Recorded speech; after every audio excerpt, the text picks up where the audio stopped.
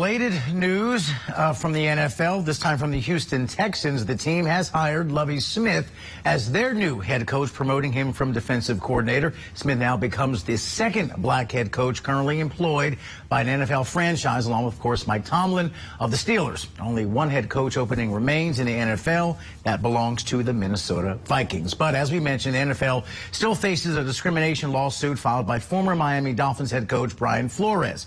To discuss more on this, we welcome attorney Eric Bachman, founding partner of Bachman Law, who specializes in employment law. Thanks so much for being with us. We appreciate it.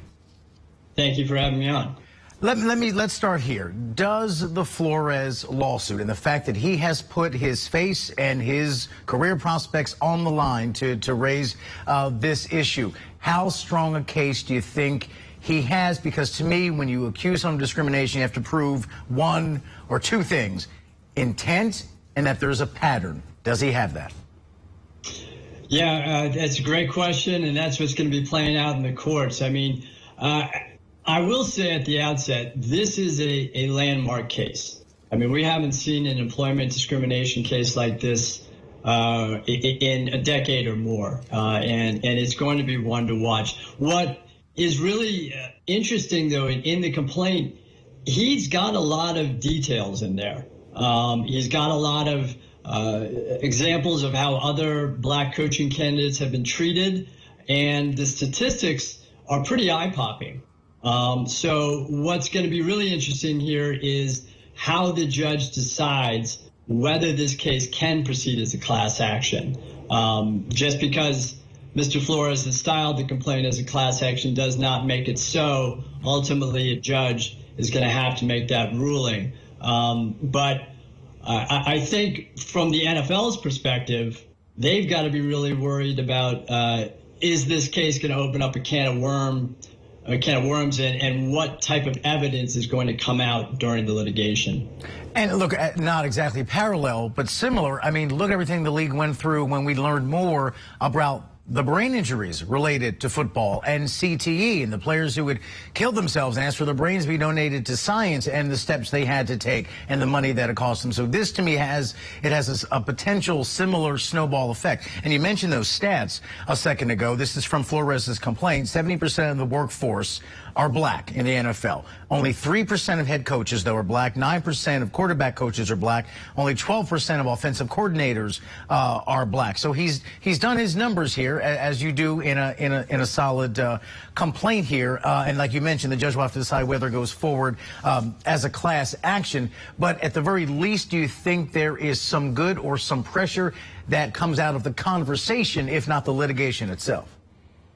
Yeah, absolutely. I mean, I think that's why it's so important what Mr. Flores has done here by stepping forward and publicly filing this lawsuit. You know, it's airing the NFL's dirty laundry. It's been not even really a secret. It's been a decades-long problem about the underrepresentation of black head coaches in the NFL. I mean, there's a large pool of qualified candidates. As you mentioned, 70% of the players are black. And I think this lawsuit has, at a minimum, forced the NFL to really wake up here and take this seriously. And it'll be fascinating to see what happens here next. The NFL will obviously have the opportunity to respond, to try to rebut some of these allegations. But, you know, the numbers don't lie, and they're pretty stark. And when you mention the response, I imagine in that response they will mention the Rooney Rule. We're all going to learn a lot more about that in the coming months. Just give our viewers today a brief synopsis of what that is and what its intended goal was, whether it's been reached or not, but at least what the intent was. Absolutely. So about 20 years ago, the NFL instituted the Rooney Rule. And the genesis of that was that there was, as continues to be, a huge underrepresentation of black NFL head coaches. The Rooney Rule is a policy that requires NFL teams to interview at least one minority candidate for head coach and other vacant positions. It does not require or establish any hiring quotas. It's just about who gets interviewed. And the hopes of the Rooney Rule were that with more people getting interviewed, there'd be more opportunities and more black NFL head coaches.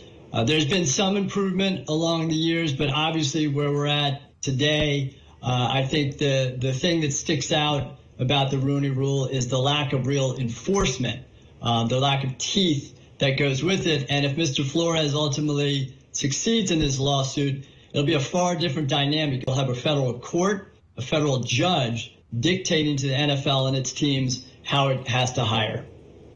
Wow. Well, between the NFL and a pending Supreme Court vacancy, we are having a lot of discussions in this country right now about race. We will see what comes next. Eric Bachman, founding partner of Bachman Law. Thanks so much for your insight and your time, sir. We appreciate it. Thank you for having me on.